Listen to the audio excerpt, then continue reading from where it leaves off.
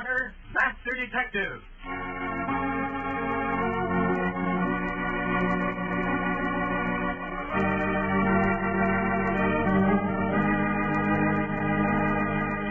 This is the story of a man known the world over as one of the most daring and resourceful characters in the history of detective fiction. A man whose name has become a symbol of the triumph of right and justice over the sinister forces of crime and lawlessness. Nick Carter, Master Detective.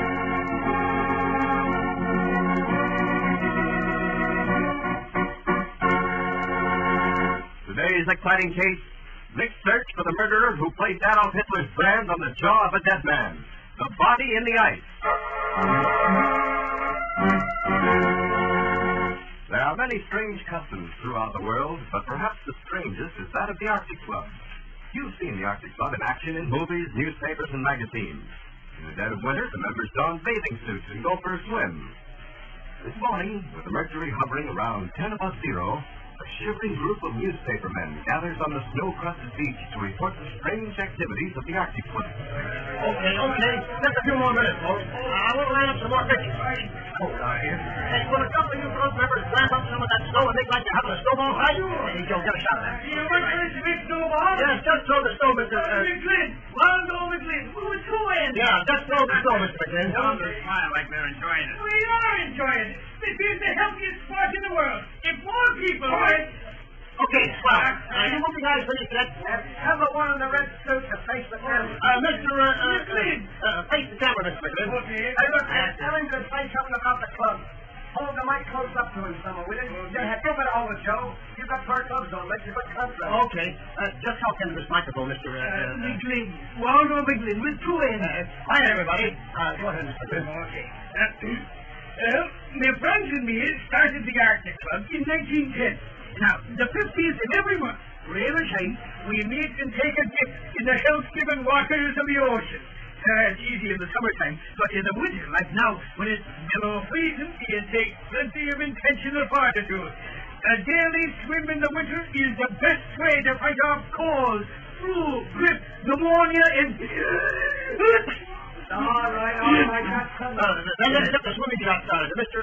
McGlynn. Yes, I know. With two ends. Yeah. Well, if your club is ready for the dip, we can get started now. Okay, come on, boys. Last one in the rotten egg. Criminy, will you look at them idiots heading for the water?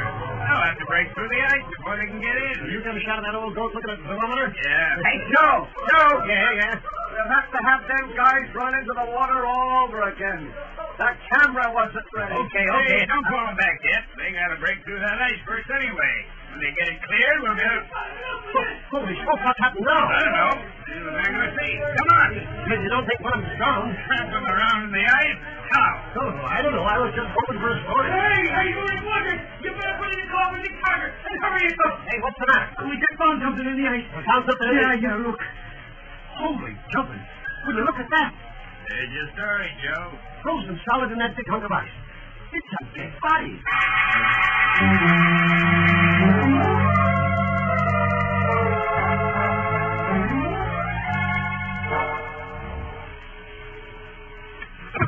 Nick Carter's office, Nancy Bowen speaking. Nancy, this is Waldo. Where are you, Waldo? You were supposed to report early this morning. Let me talk to Nick, will you? Well, just a minute. It's Waldo, miss. He wants to talk to you. All right. Yes, Waldo? Nick, boy, you gotta come out here right away. Come out where? To the Sunset Beach. Why? To clear my character. Lieutenant Lieutenant Clearing after 30 years of honorable...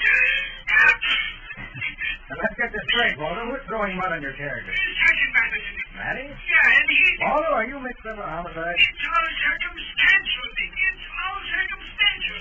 We were going in for a morning swim. When? This brother? Sure, it was the Arctic Club. Oh, yeah. And when we cleared away the ice, we found a carpet selected in the ice. A body in the ice. Yeah, that's right. And when Matty got here, he accused me of driving this here for publicity. Here's how I embedded into the Arctic Club. But, Nick, I swear... All right, Waldo, stay it. Sit tight and wait. Patsy and I'll drive right over.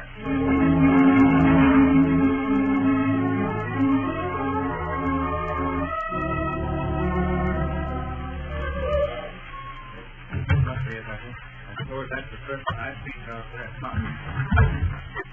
It sounds like a practical joke to me. Me too. one of the reasons why I came out. And Matty accusing Waldo of planting a body. It doesn't make sense. Another reason for this trip. And Look at all those men in bathing suits. Gives me the shivers. oh, there's Waldo. Talking to Matty. Hey, close that door. You want to give us all the warning? Oh, sorry. Yes, tighten up. We got to stand around you know. Oh, Nick. Nick, boy, you don't know how glad I am to see you. Hello, Waldo. Hello, Matty. Hello, Nick. Hiya, Patsy. Oh, Hey, what's all this about Waldo planning a cross? you're not serious about accusing Waldo, Doc. It's ridiculous. It's a demonstration of the stupidity of the law and its operatives. I'm being framed to solve a case which, if I was on it, I could clear up in 24 hours. All right, Waldo. You and the rest can get dressed and go on home.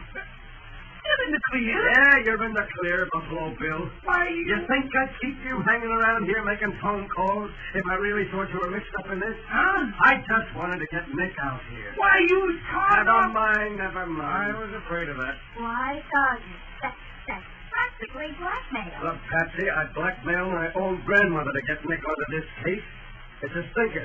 Come on out to the beach and take a look at the body. Nick, are we going to let Matty push us into this case? Oh, now, Patsy. Well, Patsy, since we're out here, might as well take a look. It'll be on our credit list the next time we have a run-in with Matty's red tape.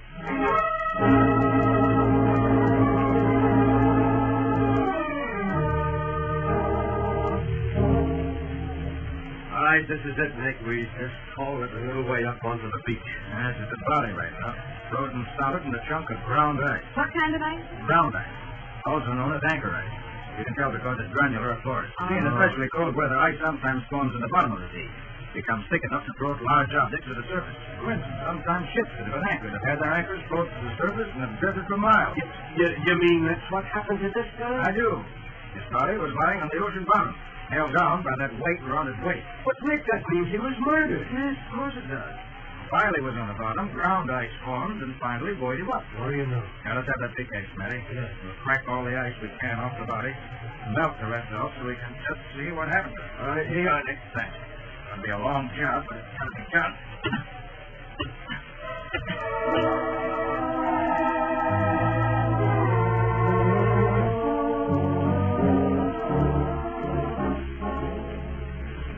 Well, Matty, there's your body. Clear enough now of what happened. Yeah, I'll say. Hey, would you look at the right side of that guy's head? You smashed in. Yes. Death must have been instantaneous. Entire temporal lobe smashed. Jaw broken, too. Yeah, must have been quite a fight. Very like that. Now, what's this? What is it, Nick? Bruise in the side of his chin. Oh, naturally, he must have been slugged there if his jaw was broken. And we'll take a close look at that bruise. Huh? Nick, it's a swastika. That's what it is. Why, Evidently the impression of a ring. Matty, will you tell me who wears a Nazi ring in this country? Maybe an ex-soldier, civilian. Yeah, possibly. That's very tough touching his pocket. There doesn't seem to be any identification on him. Now, wait. Here's something caught in his coat sleeve. Huh? a piece of rotten wood with a nail in it. Probably came off the ocean bottom with him. Looks like the slant of a lobster pot to me. Ah, this is luck. Hey, there's letters on it. Yeah, it's burned on pretty crudely. Evidently the fisherman is marking his lobster pot. Let's see. That's an E. E. That's an L. Well, yeah. Last two letters of the name. Then D-E-L.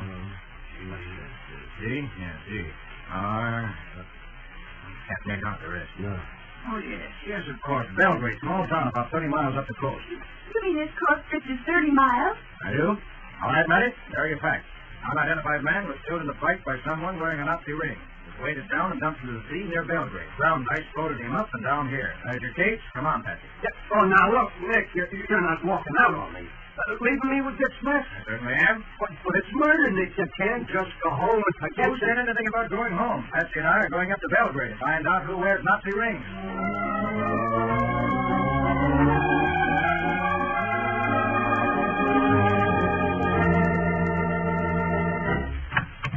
Sheriff Benham?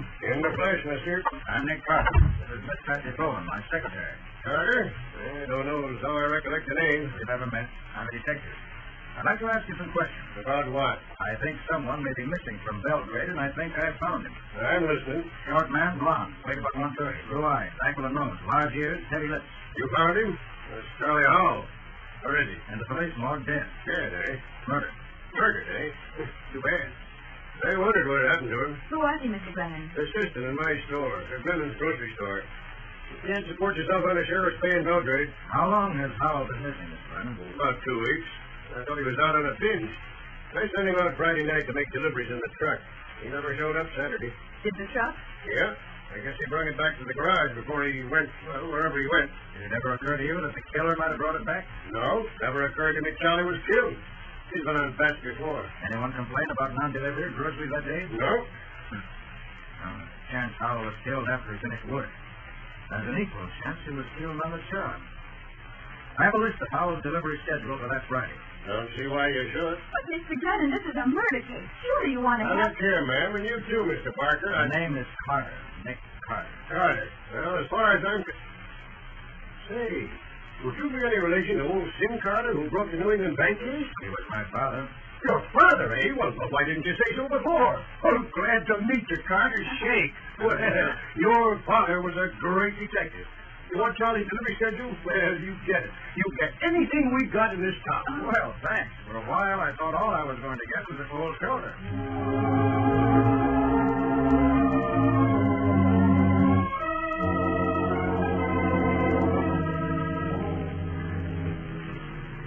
It's getting dark, Nick. Yeah, I think it's going to snow. maybe. How many more stops do we have to make? Howell was scheduled for 11 deliveries last Friday. We've covered 9.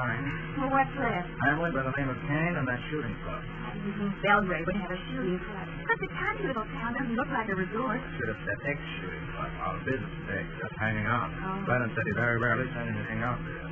You think Howell might have been killed at one of these last 2 places? I don't know. We found out that he made the other 9 deliveries in person. He made these last 2 out of blind alley. Someone might be lying. And the question is who? We don't know what route Howell took. Killer was 9.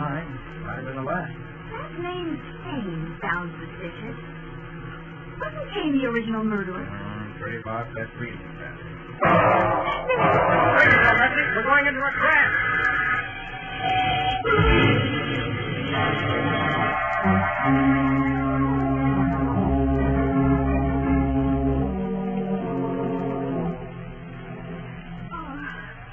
You all right, Nancy? I guess it's kind of like a milkshake. Careful getting out.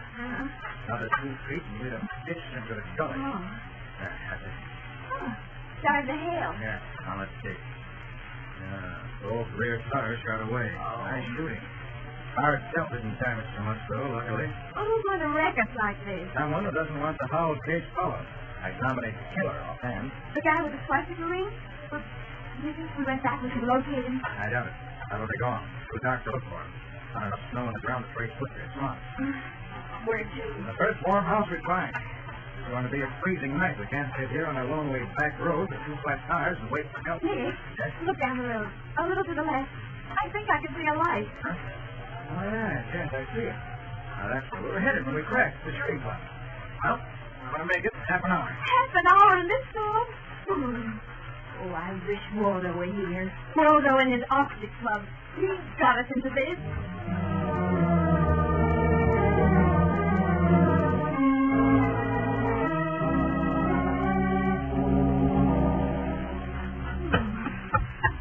There's the glass. Oh, I'm frozen, Nick.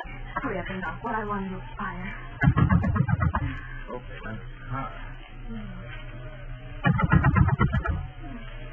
I answered. Try again. Maybe they didn't hear us with their sleep zone. They think there's a rumpus.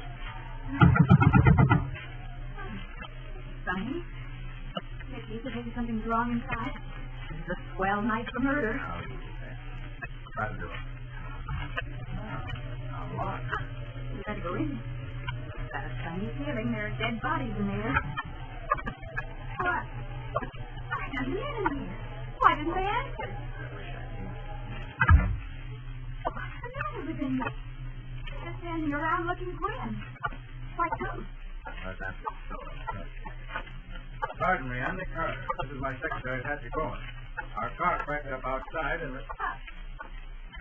He didn't even notice you, Nick. He just walked by. Will one of you gentlemen be good enough to answer? Please, gentlemen. If this is a joke, we're not having any. Will you please answer? Will you at least indicate that you're alive? Will you say something? Anything! Madam, don't shout. Oh, laugh. The boys in the silence. I'm sorry, I didn't hear you come in. I was in the rear of the club. But my name is Adams, secretary of the organization. You're the famous Nick Carter, aren't you? Yes, I see pictures. And this lady? Miss Bowen, my secretary. What kind of a club is this, Mr. Adams? Why does everyone ignore us? It's something of a paradox, Miss Bowen. It's a new idea, recently formulated. This is a club for antisocial men. Antisocial, huh? They formed a club? Precisely. All our members are men who desire the sporting advantages of the club, but fear the social drawbacks. They formed this organization for that purpose. There's a strict club rule against all conversation, laughter, entertainment, women. Well, I object to that. And I'm sorry to say against visitors. I shall have to ask you to leave, Mr. Carter. Dear Adams, I came here to ask you some questions. If you will make an appointment for tomorrow, I shall be happy to meet you in Belgrade. You must leave now. Well, can you at least lend us a car, or is it smashed? Sorry. May we telephone for help? There is no telephone. This way out, Mr. Carter. What a mean thing. I'm sure you understand my position. Good night, Mr. Carter and Miss Bowen. This doesn't beat anything I've ever heard of. Oh, what do we do now? Walk. Come on. Don't freeze to death. No, we won't. Look up. Up where? We're at the corner of the clubhouse. Aren't those telephone wires? They are. And a hunch Adams was lying about the phone. I know he was lying about the rest. Quick now. Let her up around to the back of the house. Nick, what are you talking about? Howell's murder. He was killed here. How do you know? One of those so-called antisocial club members was wearing a swastika ring. Are you sure? There was a man in a shooting jacket who passed us. Careful now. This looks like the back door that leads into the clubhouse now. Try to keep our time. Why that story about antisocial men? Cover the back. And we saw and the Huh? Marshal. Careful now. Yes. The back cellar. Hold the door. Quiet. Nick, why can't they speak English? Because they're Nazis. Probably escaped PW, friends of the war. I congratulate you, Mr. Carter. Nick, that's Adams. Don't move. Please raise your hands. I assume you're armed, Mr. Carter. If you reach for your gun, I shall shoot the girl. Our hands are up, Adams. Take that flashlight out of our eyes. Your deductions were correct. I had very little hope that my hastily concocted story would fool you. That's why I waited here for your second visit. Thanks for the hospitality. I had hoped you would be killed in the crash when I shot out your tires. It's unfortunate you are not. I don't think so. But I do, Miss Bowen. You see, I'm afraid I shall have to kill both of you all over again.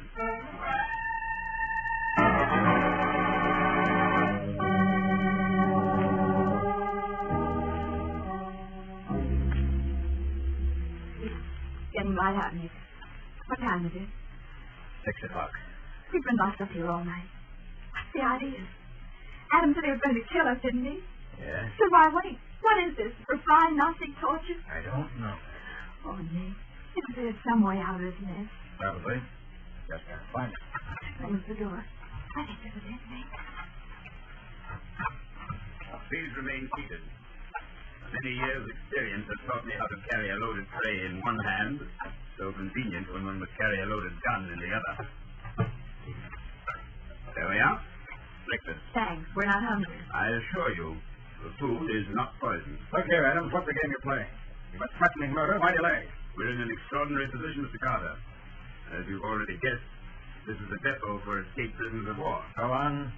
An intense debate is in progress downstairs. Opinion is divided. One school of thought advocates your death immediately. Yes? A spirited opposition wishes to use you as hostages to ensure safe transport back to the mother country. You haven't made up your minds yet? Not yet. Mine's going down now. I shall presently return with the final verdict. In the meantime, I would suggest you have breakfast. Thanks. There's only one thing wrong with this meal, Adams. No cigarettes. Very well. You may have my pack. Here. Thank you. Be sure to save the last 2 for the execution. Why do I? You don't smoke. I got them for you. But I don't smoke either. Here goes it now. Light it up fast. Start smoking. Start smoking? But why? I'll show you why later. Just smoke as fast as you can and make sure you save all the ashes. Got them on this plate. Right, if you say so, I'll try. Nice going, Bessie. Now, get this window open. The window? 30 feet above ground, we can't jump. There's no way to climb down. Now, that's for those telephone wires. See them? They're strung to the house just alongside our window. Uh-huh. I think that's just about straight. Careful, Nick. Oh, your cigarette. There, I got it. Now, just get enough flame, roll them up. Good. That's slack. Here, take hold of it, Bessie. I've got him. Good. Now, Adam's left me my pocket knife. Scrape the insulation off these wires. What good will that do? Whether there's a phone on this line or not, it's connected to the central office. And every time we cut these two bare wires together, we complete the circuit. The light flashes on the telephone switchboard. You can send the operator a code signal by means of those flashes. I get it. There, now. Now let's start sending. S. O. S. 2.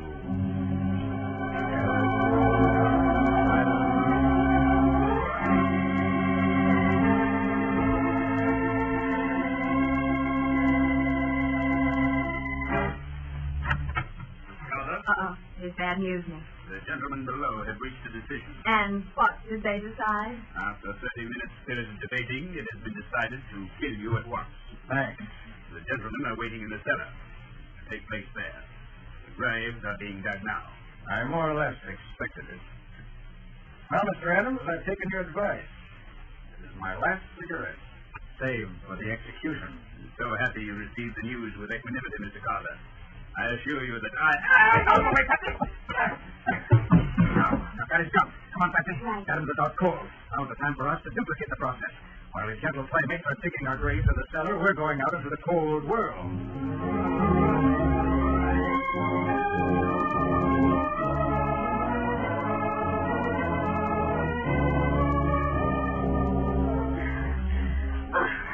All right. Let's stop here, the brush. Get organized, Patsy. Oh, okay, Nick. Now, look, we're out of the house. We're not out of danger yet. We've only got one gun. And there are at least 12 men with a whole arsenal. Well, what do we do? Keep moving. We've got to play cat and mouse with them until there's some response to our SOS. We can't let these Nazis kill us, but we can't lose contact with them. We've got to hold on and wait for reinforcements. Well, how do we play cat and mouse? The sleet storm has left enough half-frozen slush on the ground for a footprint. And we're going to leave a trail they can follow. Come on. Will they follow us? They'll follow, all right. Why I didn't take Adams with us. I want him to lead the chase. Which way are you going to let them chase us? Heading back to our car. Well, what good will that do? Worst comes to worst, and help them get her in time. We'll try to make it run on 2 flat tires. Start back to town. What's that? Gunsel. They're following us, all right. Keep moving. Oh, Nick, I can see them behind us, way back at the house. They're walking along the line like Indians. Yes. They're clever, all right. Dressed up in hunting clothes, carrying rifles. They look like a shooting line after pheasant or rabbit. Very clever. Clever, Nick? Yes. In case anyone happens to pass on the road, they won't think anything's amiss. They won't realize human beings are being hunted. Just think a party of hunters are out after game. Oh, golly, this is a mess. Now, come on. Through this clump of woods. All right. Don't think they've spotted us yet. They're just shooting to set the scene. They won't miss our trail. No, How come before they catch sight of us? I don't know, Patsy. Sheriff Bannon, where are you? Sheriff Bannon, this is Patsy calling. Please, hurry up. All right, Patsy. Save your breath. Come on, come on. I see our car. So do I. I also think Adam's gang has seen us. Yes. Yes, they spotted us. Those bullets are headed our way. Now what? Keep running. We gotta reach the car. Oh, I'll never make it, Nick. You can try, Patsy. All Waldo's fault. We're killed. I'll never forgive him. Or killed. You won't have a chance. Now, wait. What's that?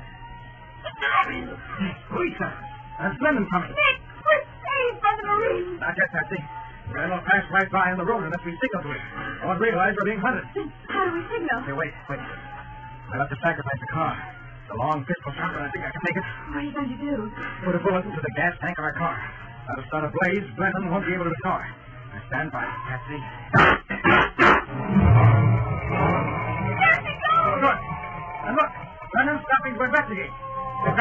reinforcements we need, Patsy. Adams Club members are really going to be antisocial from now on, back in a prisoner of war camp.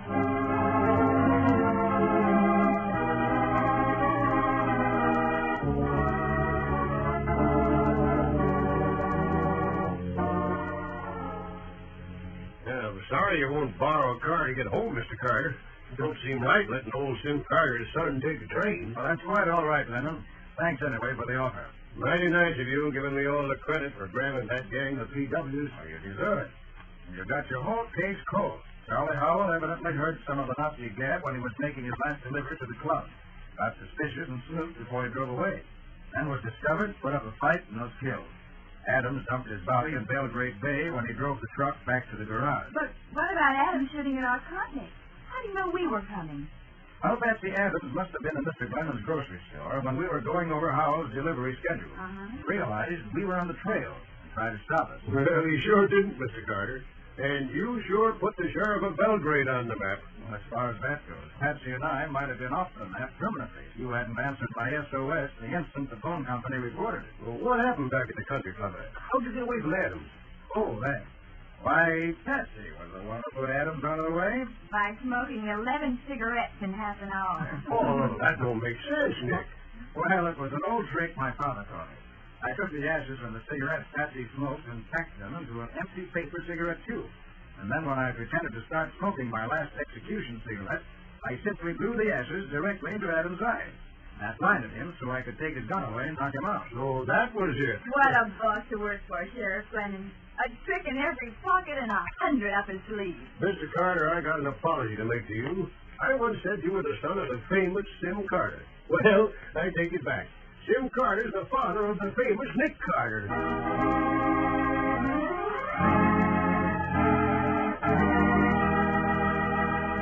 Well, Nick, how about a little preview of next week's story?